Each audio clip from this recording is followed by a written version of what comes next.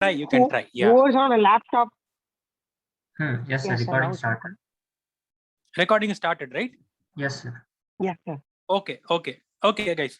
Welcome you all to the session. So what we are going to see in this session is coding concepts. The actual coding concepts which you will be seeing in an interview. So what we are going to see in the session is we'll do a role play. Okay.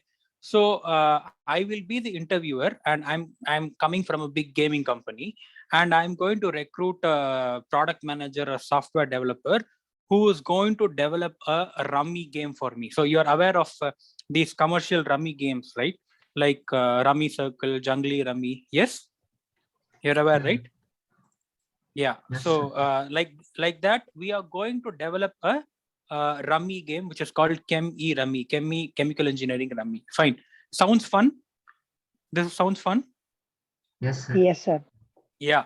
So in the next couple of hours, so we are going to, of course, this session is just half an hour, but in the next couple of hours, we are going to actually simulate this interview question. So the interview question is thrown at you. You're sitting before the interviewer, and he's throwing the problem at you that you have to develop the software or a bot or AI enabled bot which will play rummy against a human. Fine, that's what you're going to do, and you have to see how exactly you're going to approach this problem. And I'm going to teach you some core concepts like how you can approach any technical question. I have an approach here, and then how to break it into problems, small problems, chunks, and how to convert actually any card game like rummy into a mathematical problem. So what you may also get is, have you heard of this thing called game theory being applied to casinos, and where they play blackjack and poker? And so suppose if you're good in mathematics, you can apply probability and permutation combination and increase your chance of victory. You have heard of all these things? Yes, sir. Somewhat. Yes. So probably we are going to see how we can do that for a game of rummy, and probably you can take away some of the secrets and apply and probably win some money. Sounds fun. Yes, sir. Okay, fine. So let's continue. So suppose if you are thrown this question, what will be the first thing which will come to your mind? Let's say, since it's a smaller session, I'm straight away going to jump into the approach. So my approach is very simple. It's called the FASO approach. P H A S O. So you're able to see what I'm writing in the screen, right? There is no lag. Yes, sir. We are able. Yeah. No lag. No lag. And my audio is also clear, right? Yes, sir. Okay. P stands for problem statement. Okay, you have to define your problem statement. So your requirement is very clear that you have to write a software program for a bot which will play rummy. That's the requirement. And H is called hypothesis. Hypothesis, plural. So this is all the information you think you have to solve the problem. Okay, this is like a big bag of information. You can put anything into your bag which you think could help you solve the problem. Okay. And the third thing is approach or algorithm. So this is approach, APPROACH, or the actual algorithm. So algorithm is the actual step-by-step process of actually solving the question. Okay, this is the key. Remember that this is not the actual code. This is the step-by-step process of actually breaking the whole problem into solvable chunks before you even start writing the code. So S is the solution or solve. So wherein you'll actually start writing the code. In this session, we will try to attempt it to write it as a pseudo code. Okay. Any of you have idea of what a pseudo code is? Any idea of what a pseudo code is? Yes, sir. Not exactly in the programming language, but understandable and convertible to other language. Exactly. Yeah, that's right. So we will write it in the form of a pseudocode where it is agnostic to any particular language. You're okay to write in your own language. If you're comfortable in C++, Python, that's great. But otherwise, we'll try to write it in the pseudocode. This is not very important. The important part is this. Okay, and the last thing is optimize. Optimize, O stands for optimize, or in software development world or the algorithm world, it's called the big O. Okay, in the actual session, I will actually have a separate explanation of what the big O is. Does any of you know what big O stands for? In like terms of higher algorithms? Higher limit of Yeah. the time required to run the pseudocode or Correct. Before that, even before you arrive at the limit, is it only time or what? Time and something. space. Space, exactly. So this is time complexity and space complexity. Okay, so time complexity and space complexity, there's a math to it. See, usually in a normal interview based questions like which you see in lead code or which you see normally in any other courses, you have a specific problem for which you can do all of it and then finally calculate the time complexity and space complexity and arrive at a number.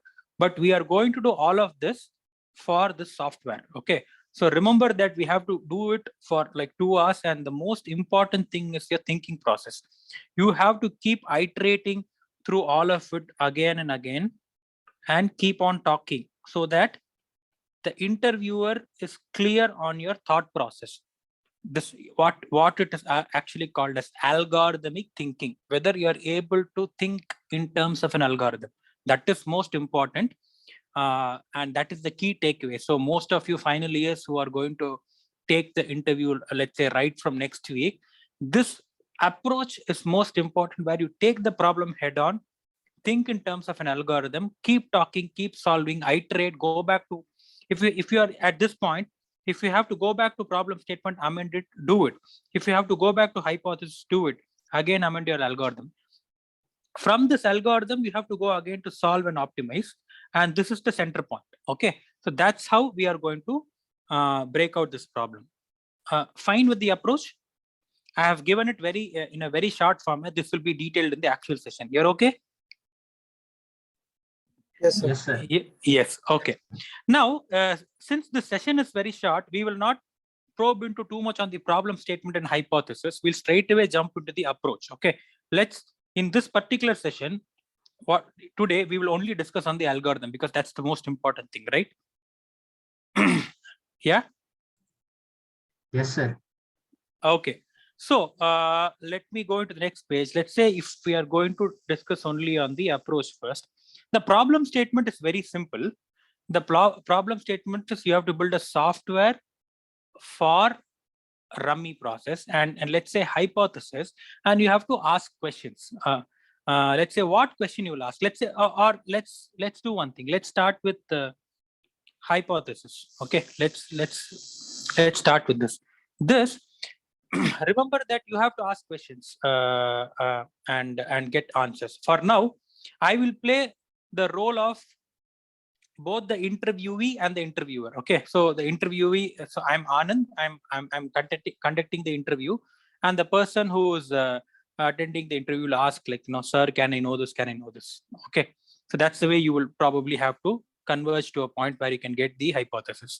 So first thing I will ask is, sir, is it a one-to-one player or a one-to-many player? So whether it is a bot versus one human or many human. Okay, I'm asking the interviewer. So the interviewer says, yes, it is a bot versus one human. It's just a one-to-one.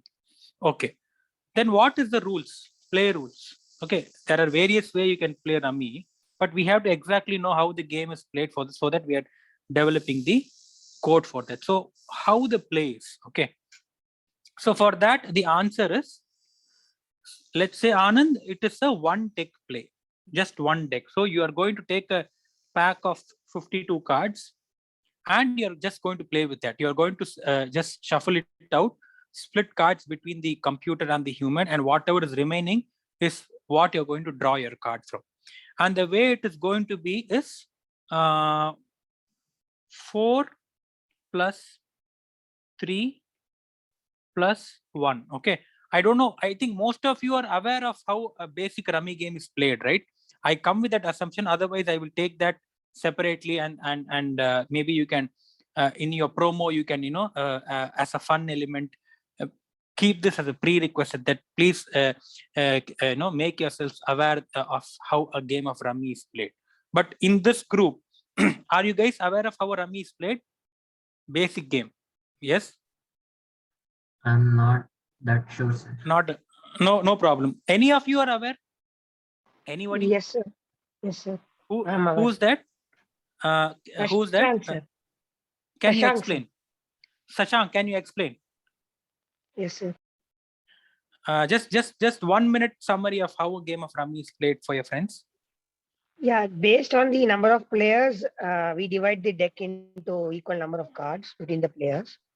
Okay. Then the players have to complete sets of 3 or 4 cards, either in the order of number in the same on the same color. I mean, the same kind of card, that is hearts or spade, or in that sense, or the same number in different in different colors.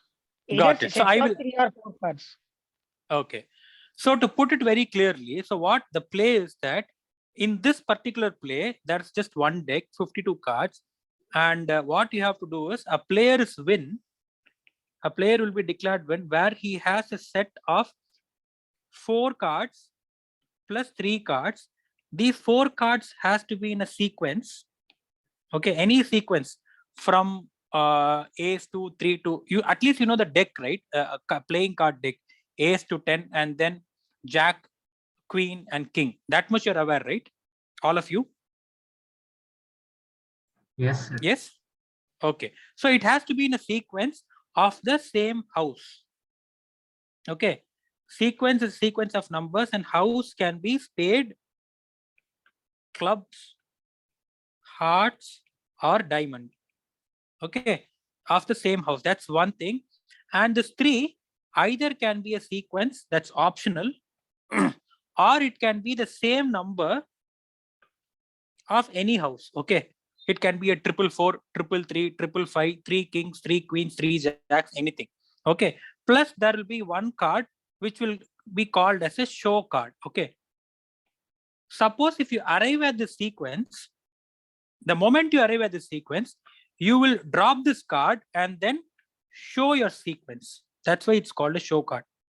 And if the sequence, this entire sequence 4 plus 3 matches this criteria, then you win.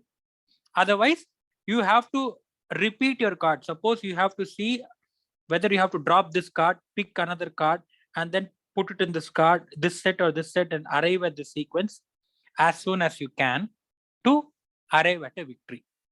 Got it? This is the game. You're clear with the play, right? Yes, sir. Yeah. Okay. So this probably you can circulate, so recirculate to the registrants that, or you can even use it as a promotion that please make yourselves aware of how to play a game of rummy. This will be interesting. And, forthcoming attraction in the workshop. Okay. Sounds fun, right? Yes, sir. Yeah.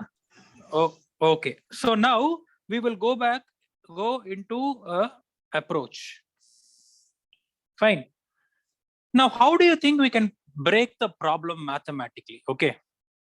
Let's say the winning set is defined as the most converged set. Converged set. So the converged set is very simple. Okay. You have 4 cards here. 1, 2, 3, 4. And you have 3 cards here. 1, 2, 3. And you have a show card here, which is X. Fine. Now the converged set is very simple. This is in sequence. Okay. This is either in sequence or same number. And this is the odd man out. So the moment the draw is done, so out of 52 cards, and we are keeping the joker out. Okay. I'm also asking whether joker is included. Joker is not included. So you can't use joker in any of this series to show that you have arrived at the sequence. That's not possible. So technically speaking, you have how many cards? You have ace to 10, which is 10 plus 3. So you have 13 cards, 1, 2, 13, and you have 4 houses. So how many cards you have total? 52.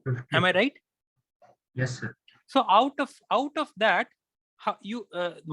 player gets 8 cards and the bot gets 8 cards. 16 are gone. So 52 minus 16 is 42. Minus 6 is 36. You have 36 cards, out of which you can keep drawing X. Okay, you can draw X, see whether it can be put in any of this sequence, or drop the card and then repeat the sequence. So immediately, if this is the converge set, you can drop the card as a show card and declare that you have won. That's the converge set. Agreed?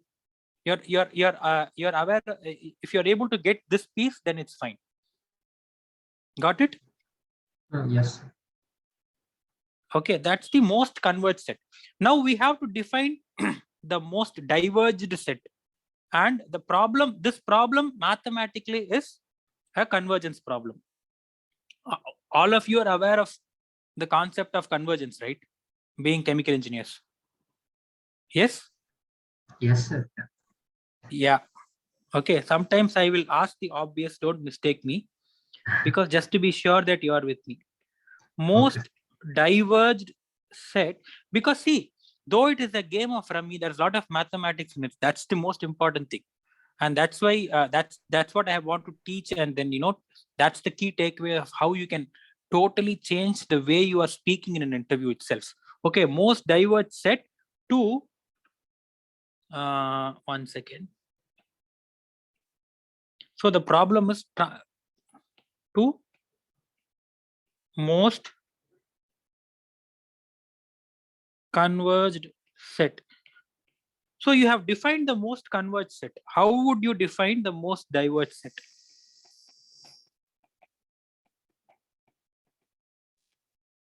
Okay, any ideas? Everything is in random. So diverged set is you don't have any card matching. Okay, it is completely opposite to convergence. So how will you define? Okay, this is something interesting. How will you define the mathematics of it? Any ideas? I will give you the mathematical form of the converged set. Okay, let's say the converged set is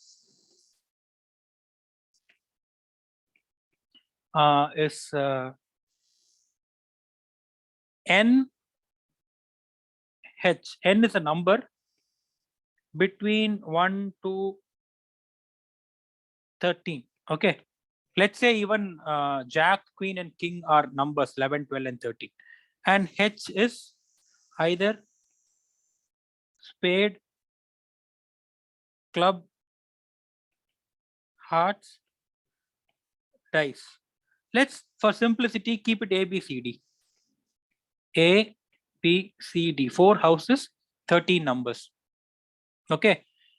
Now it falls in sequence. This n falls in an arithmetic progression, and that's a sequence which all of which is A or B or C or D. And then the other 3 cards are of the same number. We don't have to worry about sequencing that. If you are having the same number, because you have to converge quickly. So your focus should be that how soon you're arriving at the converge set of the same number. That's all. So how will you define this? Is it n plus 1, n plus 2, n plus 3 h, or something else? Thoughts?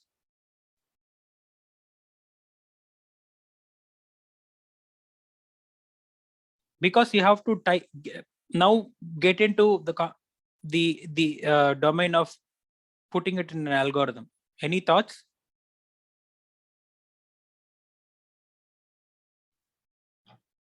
First part can be it has to be sequence. So sequence. So can it be plus like 1. this? Can it be like this, where n stands from 1 to 10? Yes. Sure. Or are we missing anything? If it is n stands from 1 to 10, can we sequence like this? Will it cover all the range? Sir, will a loop be counted? 12, 13, 1, 2. Yeah, I'm asking you. So that's why I'm telling n plus 1, n plus 2, n plus 3, n plus 4. Yeah, Or how do we define this n? Because if it goes beyond 11, then it will be 15, 14, 15, 16. So this may not be the best way. Okay. Being a short call, I will tell you how to define this. Okay. But this in the call, in the actual session, I will spend a lot of time where I will make the students arrive at the problem or arrive at the mathematical equation. So for the most converged set, okay, let me know if this works. Okay, this is my thought. Okay, let's say 16 minus n, where n stands from 3 to 15, and h, where h is a, b, c, or d. Does this sound okay? If it is 13, 16 minus 3, 13, it is king, then it is back. So instead of going from front to back, we are coming from back to front. If it's 15, then it is ace. Now this covers the entire remit, right? Yes? Yes, sir. Okay. Why we are defining this is because this range of 3 to 15 is important to define our divergence. Correct. If it is converged, that means if it is falling in a sequence. If it is diverging, then we should know what is the remit of divergence. That is the most important thing. The remit is this. Remit of divergence. Are you getting this, guys? Okay, it's an optimization problem. Cool? Yes? Yes. Okay, now n falls in AP, or let's say any number between 3 to 15 in sequence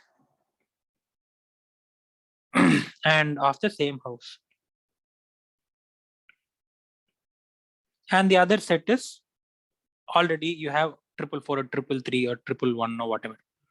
Now is the question. Now we will define a diverged set.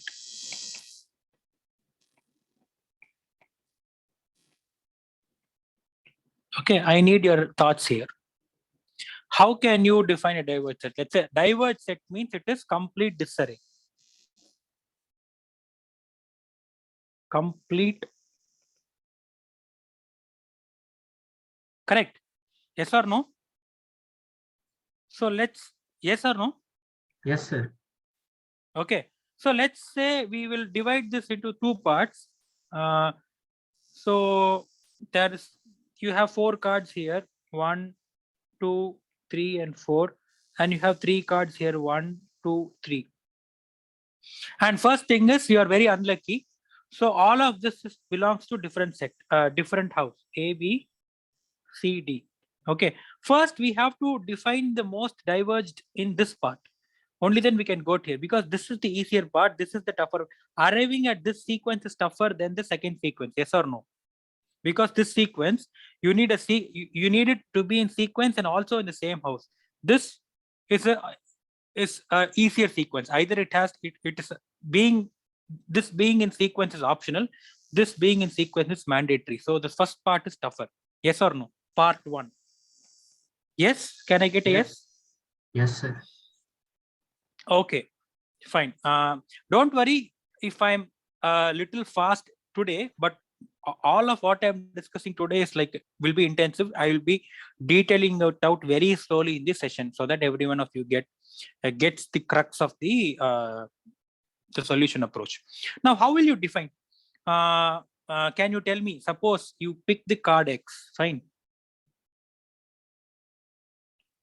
The most important thing that there's two elements to bot. That is two elements that the bot has to do continuously. Continuous sorting and grouping. Okay, there's a sorting and there's a grouping and there's an element of AI here. Yes or no? There's a sorting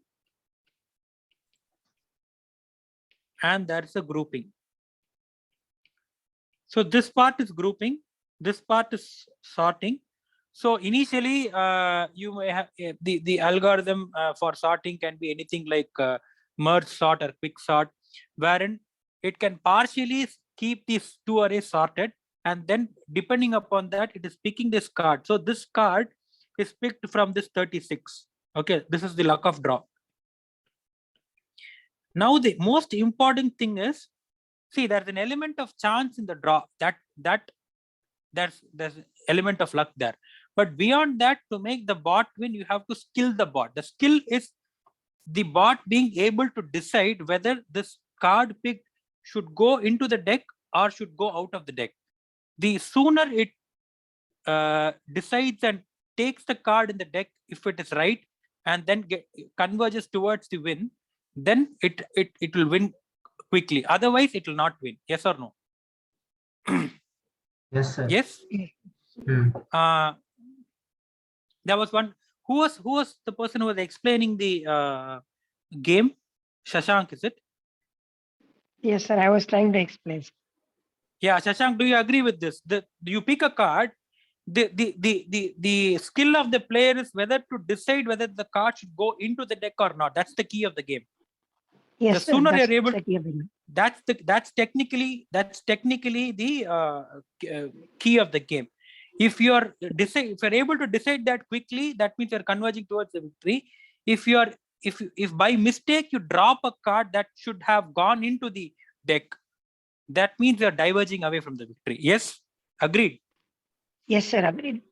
Yeah, and based on this card, you must also pick some card out of these 7 cards as a key, whether you are going to replace that or not, because you are going to compare this card with this entire array and then only be able to decide whether you are going to keep this card by replacing something or you're going to discard this card.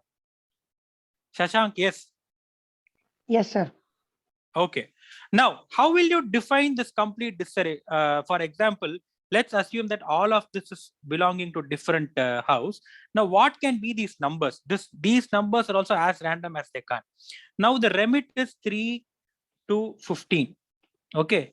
So let's say you are as diverge as possible. So this card is 3 of A. That means this card is 15 of D. Okay. And between 3 and 15, let's say the middle number is 9. Okay. That means this is around middle number. This is 8. This is 11. Most complete disarray. Agreed? Yes? Yes, sir. I am just defining the disarray based on the remit.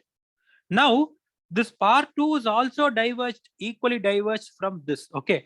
Let's say if you have A, B, C, D here. Now, based on this number, now this is 8 and 11. So let's say this is 10. And this is also equally diverged. So this is 3. So this is 5. And let's say this is 15 and 14. This is 13 or 12 or whatever. Okay. Okay. Are you with me? Yes, sir. This is the most diverged in terms of number. And you're even more unlucky. This is not at all your day. So since this is 3 of A, then if this is A, then this is on the other order. So this can be D. Okay, this can be B or C, but B or C, then this is closer to this part, but you're even more unlucky. So this is D. And same way, this is A. Okay. Now the only chance here is this 10 can be either B or C or A or D. Okay. Even if it is B or C, it is closer to this part. So this being A or D gives you the maximum divergence. Okay. So this is the most diverged set. Yes or no? Do you agree? Yes, sir. Yes, sir. All of you. Yeah. Are you able to get the mathematics behind this game? Yes, sir. Okay, I'm going to explain this and arrive at this concept in the workshop. So are you able to imagine if it's going to be fun? Right. Yes, sir. So it's going to I yeah, because right now I have the answer. So I'm telling you, but you know, we still have any 10 minutes or something, but this is the way I'm going to say. Now, to be able to define whether it should go into part one, okay, part one is this. Okay, now if X is B or C, okay, then the card will check whether it is middle number plus or minus 2. Okay, if it is middle number plus or minus 2, I will put it in part one. If not, I will check whether it is A or D. Okay, then I will see whether it is floor plus 2 or ceiling minus 2. What is my floor? 3. What is my ceiling? 15. Agreed? Yes? Yes, sir. Okay. This I will do whether to decide whether it will go to part 1. If not, then I will see whether it has to go to part 2. Part 2, it is just a grouping. So if it is A and close to ceiling, okay, I'm not defining a number here, close to ceiling, or if it is D and close to floor. Do you agree? See the part 2 and tell me. If it is A and if it is close to ceiling, then it will be around 15, 14, 13, so I can retain. If it is D and it is close to floor, it will be 3, 4, 5, I can retain. Yes or no? Yes, sir. Okay. So this is condition number 1. This is condition number 2, 3, 4. If my X matches any of these condition, I will retain, else I will drop the card and pick the new card. Okay, you got it? Sir, but there is like one more criterion also, like Which one? like the way that you are looking at it is like you have a set of 7 cards in your hand, and you have the rest of the deck on the side, and you're drawing one card and you're deciding whether the I'm coming there. I'm coming there. So this is just the decision the bot will do to retain the card or not. Okay. Fine. Yes, sir. And then, I'm saying that retain the card also, there will be like one more part, no, sir. Like whether the bot should know whether the opposite player, like based on the decisions that the opposite player has taken in the previous round, like you'll know whether you'll also have to take into the probability of whether you will be able to finish the set that is close to A and close to the seal, or D and close to the. Correct. That is the luck of draw. So what the opposite player is doing, you don't have a control. Okay. And the card, the bot has to see the card which is dropped. Correct. The bot either can pick the dropped card or can pick the card from the deck. Pile. Either way, it is X. So the bot can decide whether the X can be picked from the card dropped from the opposite player or from the 36, right? If it is not going to pick, then it is going to be shuffled and reshuffled, and this 36 will be again looped in back. Okay. But if the card is going to be misplaced, so for example, if by mistake the bot is missing to pick a card and replace it, it is diverging. The bot is converging only if it is correctly following all the steps and retaining the cards which it has to every single step, irrespective of what the luck of the draw is and what the opposite player is doing. Yes or no? Yes, sir. So what the opposite player has and wants will be decided by the card he is dropping. So since card is dropping, that card, yes. Considering that card, we have already taken into that account. Yes, exactly. So this X is either from 36 or from the the card which the opposite player drops will also get into this 36 eventually. So that's why I'm saying this is a draw. Luck of the drawing means drawing the card from the available pool. Yes, I understood. Okay. Now, most importantly, this X, from where it will be compared, which do you think will be the key card here? The key card is this, because this is the key card which will decide whether, because all of it is this array, I can't discard or keep any other card depending upon this. I will compare this with this. For a computer, it is always numbers with a label. So I will compare this with this and then see whatever I have to do. So within the deck, this is the key. Outside the deck, this is the comparison. And with this, I will be able to know whether I can choose to retain or drop. Got it? So basically, this is a continuous sort plus group algorithm. And this open, this is not textbook stuff. Like, we have arrived at this continuous sort and group algorithm wherein there's a concept of retain or drop. And there's an element of probability here also, right? Okay, as you pointed out, there's an element of probability and permutation combination which can be worked into it. That's depending upon how the software works, whether if you add these elements, whether you are increasing divergence or convergence is the question. But essentially, this is the key. This is the algo. So you have to break all of this into a pseudocode. Now, what I will not do is write the actual pseudocode. So I'm not going to write a pseudocode of, let's say, sort merge sort or something like. So, but we can say from this point, we can say, sir, you can use merge sort because this has low runtime. If you know it, great. Okay, n log n, whatever is that lowest time, and then you can have a group.